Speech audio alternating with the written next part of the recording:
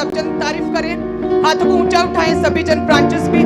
मेरा विश्वास है जितने भी जन आज परमेश्वर की प्रेजेंस में है, खुदा का आत्मा एक एक जन को छुएगा, ब्लेस करेगा, सामर्थ से भरेगा, और परमेश्वर अपनी बड़ी बेदारी को, छुटकारे को, अपनी हीलिंग पावर को आप लोगों में जाहिर करेगा। अपने पवित्र आत्मा की चुंबश के साथ परमेश्वर एक एक जन को भरेगा। सब कलीसिया कहे आमीन। और सभी जन, सभी ब्रांचेस, आप सभी का परमेश्वर की प्रेजेंस में स्वागत है। मेरा विश्वास है परमेश्वर आपको बढ़ाएगा, हर रीति से, चारों दिशाओं से परमेश्वर आपको ऊंचा करेगा। सब समय बोने का है, सभी जन अपने स्थानों पर बैठ जाएं, और मेरा विश्वास है कि परमेश्वर छुएगा। और आज बोना है आपने अपनी लाइफ के सबसे बड़े सीड को, बेस्ट सीड को बोएं, ताकि परमेश्वर आपको छू सके और आपको भी बेदारी दे सके। परमेश्वर आपकी लाइफ में जो है फाइनेंशियली बड़ी टेस्टिमनीज को आपकी लाइफ में पैदा कर सके। आमीन। सो जब हम दूसरा इतिहास में देखते हैं तो उसमें लिखा कि राजा हिजकिय्याह ने अपने सारे इजराइलियों को और जितने भी यहूदा में रहने वाले लोग थे और सभी जुबलून, आशेर, प्रेम, मनश्शे, सभी गोत्रों को उन्होंने चिट्ठियां डाली और कहा कि सभी जन परमेश्वर के पवित्र स्थान में इकट्ठे हो, परमेश्वर का पवित्र भवन, पवित्र स्थान। हिजकिय्याह कहता है कि जैसे तुम लोगों के जो पितृ थे, पूर्वजों ने परमेश्वर के विरुद्ध हठ किया, पाप किया, परमेश्वर के विरुद्ध वो हुए, जिसकी वजह से परमेश्वर भी उनसे क्रोधित रहा हमेशा। लेकिन अब तुम अब्राहम, इसहाक और इजराइल के परमेश्वर के आगे हठ ना करो। सो सभी जन परमेश्वर के पवित्र स्थान में इकट्ठे हो, क्योंकि वो पवित्र स्थान परमेश्वर ने पवित्र ठहराया है। सो सभी जन इकट्ठे होकर परमेश्वर की उपासना करो, ताकि परमेश्वर का क्रोध तुम लोगों के ऊपर से हट जाए।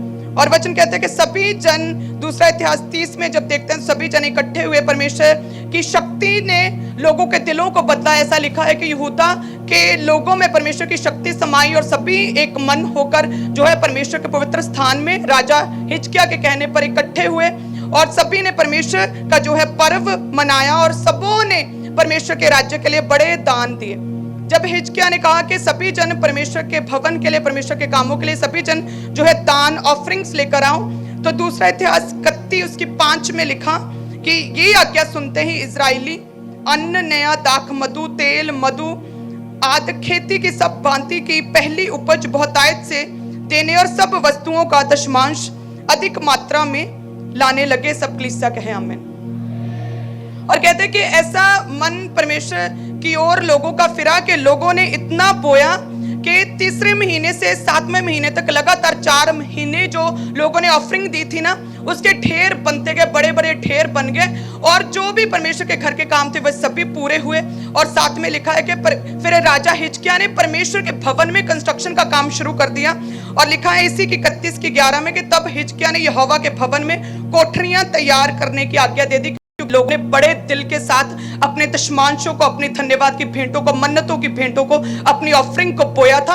और लिखा है कि परमेश्वर यहोवा जो है धन्य हो, और साथ में परमेश्वर की प्रजा जिन्होंने खुले दिल के साथ बोया, राजा कहता वो भी धन्य ठहरे। सब कलीसिया कहे आमीन। सो इसी रीति से एक्स 20 उसकी 35 में लिखा कि परिश्रम करते हुए निर्बलों को संभालना और प्रभु यीशु के वचन स्मरण रखना अवश्य है, जो परमेश्वर प्रभु यीशु मसीह ने स्वयं ही कहा कि लेने से देना धन्य है। हालेलुया।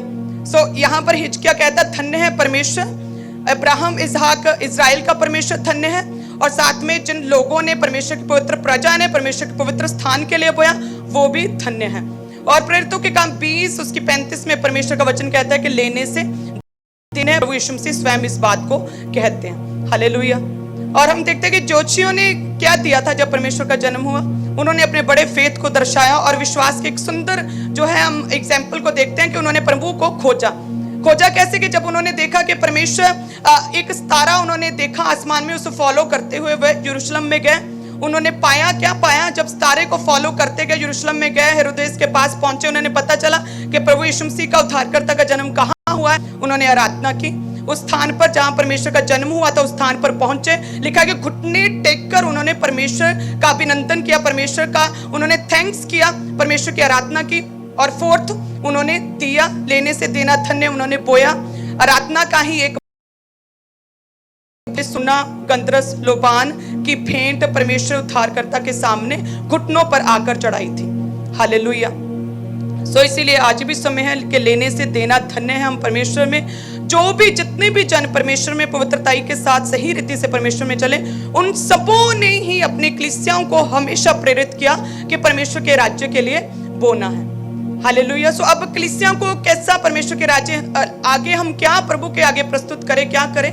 तो रोमियो 12 उसके 1 में लिखा, अपने शरीरों को जीविता जानी के जैसे कि दाऊद कहता है कि मृतक जो है परमेश्वर का स्मरण नहीं करते, मरे हुए परमेश्वर का स्मरण नहीं करते, तो लोग में कौन उसका धन्यवाद करता है? सो रोमियो 12 उसके 1 में क्या लिखा कि परमेश्वर के आगे अपने शरीरों को जीविता यानी कि जीते जी परमेश्वर का धन्यवाद करो, प्रार्थना में, पवित्रताई में अपनी गवाही को देकर, अपनी ऑफरिंग को बोने के द्वारा अपने शरीरों को जीविता, पवित्र।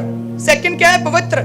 यानी कि परमेश्वर कहते हैं कि जो भी पाप तुम करते हो व्यभिचार को छोड़कर, वो तुम अपने शरीर के बाहर करते हो, उसका इंपैक्ट, असर जो है शरीर पर नहीं पड़ता।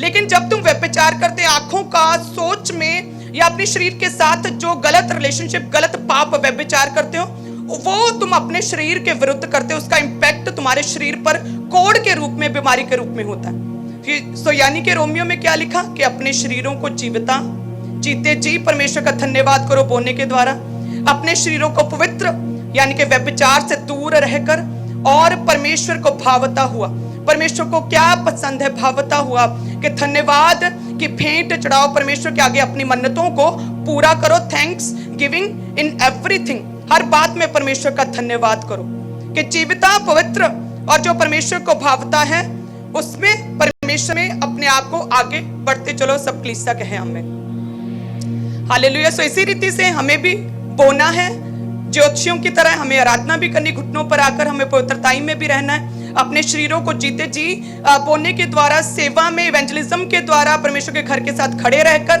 हमें परमेश्वर के राज्य में बोना है, और साथ में परमेश्वर के काम भी करने हैं। वचन में लिखा कि जब हिजकिय्याह के समय के ऊपर लोगों ने बहुत बोया के ढेर लग गए, 4 महीने तक ढेर बड़े बड़े लगते गए, तो कंस्ट्रक्शन के काम भी शुरू हो गए। तो लोग जो थे उन्होंने बोया भी और दलों में बांध कर परमेश्वर के भवन में सेवा का काम भी किया था। सब कलीसिया कहे आमीन। सो जब भी आप परमेश्वर के काम करोगे, परमेश्वर आपको छुएगा, आपको ब्लेस करेगा। परमेश्वर कहता है कि परमेश्वर का वचन कभी भी व्यर्थ में नहीं जाता।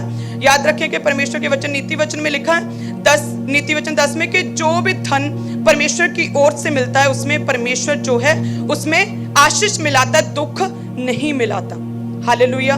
सो जब आप बोएंगे परमेश्वर के राज्य में, सो उसके द्वारा मिला गया आपको असर, आपकी लाइफ में मिला गया 100 गुना प्रतिफल आपकी लाइफ में हमेशा फल लेकर आएगा। आपकी लाइफ में दुख नहीं मिलाएगा, बल्कि परमेश्वर आपको छुएगा और ब्लेस करेगा, एक्सीडेंट स्पिरिट्स कैंसिल करेगा खुदावंद, और आपकी लाइफ से बीमारियों पर लगने वाला, मेडिसिन पे लगने वाला खर्चा खत्म करेगा, और परमेश्वर फालतू में लगने वाले आपके फजूल खर्चियों को परमेश्वर झिड़केगा। यानी कि यो धन परमेश्वर की ओर से होता है, उसमें परमेश्वर दुख नहीं मिलाता। सब कलीसिया कहे आमीन। हालेलुया। सो इसीलिए हमें परमेश्वर के राज्य में बोना है, क्योंकि 2 कुरिन्थियों 8 उसके 5 में लिखा कि मकदूनिया की कलीसियाओं ने अपने आप को पूरी तरह से परमेश्वर को दे दिया था। 2 कुरिन्थियों 8 उसके 2 से 4 में लिखा कि मकदूनिया की कलीसियाओं ने बड़ी कंगालपन में भी परमेश्वर के लिए अपनी बढ़ोतरी के साथ, बहुत तायत के साथ, अधिकता के साथ परमेश्वर के राज्य के लिए दिया, और पौलुस ने बड़े हर्ष के साथ उस सभी ऑफरिंग को स्वीकार किया, क्योंकि वो कलीसिया की उन्नति के लिए था। हालेलुया। सो याद रखें, अगर कोई कम बोता है तो उसके कम विश्वास, उसे कम वचन की समझ और उसके लो लेवल, स्पिरिचुअल लेवल को दर्शाता है। सो जब मकदूनिया की कलीसिया ने बोया तो पौलुस कहता है कि आप पर अनुग्रह ठहरे, क्योंकि आप लोगों के बोने के कारण और भी बहुत सी कलीसिया में बड़ा जोश और उत्साह पैदा हुआ, बहुत से और भी लोगों ने बोना शुरू कर दिया। सो वो कलीसिया की उन्नति के लिए यूज हुआ। और याद रखिए कि मकदूनिया की कलीसियाओं ने जब बोया था तो बड़े कंगालपन में, उन्होंने गरीबी में, घटी में बोया था, और इतना बोया था कि परमेश्वर के काम उस समय प्रेरित जो पौलुस थे कलीसियाएं स्थापित कर रहे थे, तो वो काम तेजी से हो पाए थे। सब कलीसिया कहे आमीन। और याद रखिए कि जब परमेश्वर आपको छुड़ाएगा, प्रभु चारों दिशाओं से ब्लेस करेगा। जब आप परमेश्वर की बात को मानेंगे, बच्चों को फॉलो करेंगे, परमेश्वर छुएगा।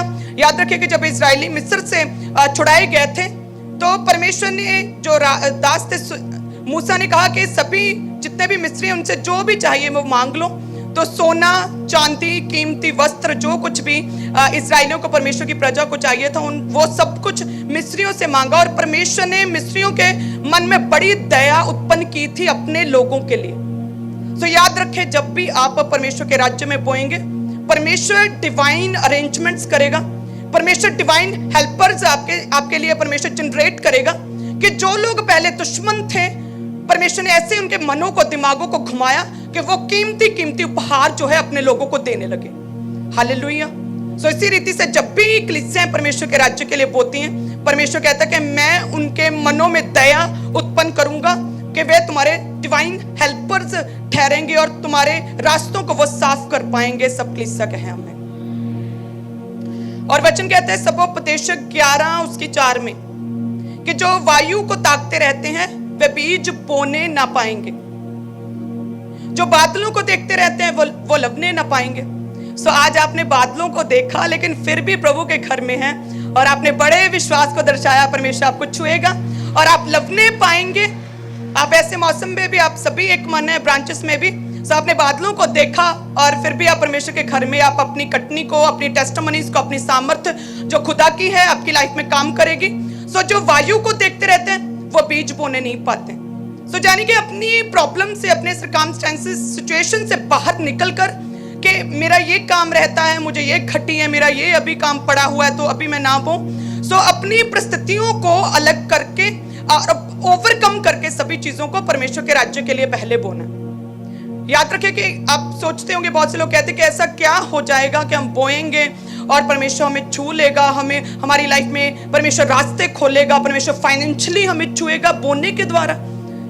सो परमेश्वर कहते हैं कि जिस रीति से तुम ये नहीं बता सकते कि वायु, हवा किधर को जाती है और किधर को आती है, जिस रीति से तुम ये नहीं बता सकते कि जो गर्भवती स्त्री के पेट में बच्चे की हड्डियां कैसे बढ़ती हैं, सेम उसी रीति से मैं भी तुम्हारी लाइफ में ऐसे काम कि तुम समझ भी नहीं पाओगे और मैं सब कुछ तुम्हारी लाइफ में पूरा करूंगा। सब कलीसिया कहे हमें। सो केवल वायु को, अपनी लाइफ में सिचुएशंस को, बुरे हालातों को ही नहीं देखते रहना, हमें परमेश्वर के राज्य के लिए हर हाल में, हर कंडीशन में बोना है। और जब आप बोएंगे, परमेश्वर आपकी वफादारी को, ईमानदारी को देखकर परमेश्वर आपको छुएगा और ब्लेस करेगा। आमीन। सो सभी जन अपने टाइट को ऊंचा उठाएं। मेरा विश्वास है कि जितने भी जन बो रहे हैं खुदावंद छुएगा, ब्लेस करेगा कि इजरायली अन्न, नया दाख, मधु, तेल, मधु आदि खेती की सब भांति की पहली उपज बहुतायत से देने और सब वस्तुओं का दशमांश अधिक मात्रा में लाने लगे हैं खुदावंद। सो आज जितने भी जन अपने टाइट के साथ परमेश्वर तेरी प्रेजेंस में एक मन है खुदावंद, ये अपने हिस्से को परमेश्वर जो तेरे वचन के अनुसार तेरा भाग है खुदावंद, उस भाग को दे रहे हैं परमेश्वर ईमानदारी के साथ, बल्कि चोरी नहीं, ईमानदारी वफादारी के साथ परमेश्वर तेरे हिस्से को दे रहे हैं खुदावंद। तू भी अपने हिस्से को, जिसमें सामर्थ्य, जिसमें हीलिंग, जिसमें छुटकारा, जिसमें शांति, जिसमें गवाहियां, परमेश्वर उस हिस्से को, टेस्टिमनी से भरे हिस्से को परमेश्वर तू इनकी लाइफ में देगा। परमेश्वर टाइथर्स कभी भी टाइट नहीं रहते परमेश्वर, तो इनके लाइफ में नई वेज को ओपन करेगा खुदावंद। छुएगा तू, हर एक टाइथर को छुएगा और ब्लेस करेगा प्रभु यीशु मसीह के सामर्थी नाम में। आमीन। सो सभी जन जितने भी हदिया, धन्यवाद की भेंट, मन्नत की भेंटों देने वाले सभी ऊंचा उठाएं।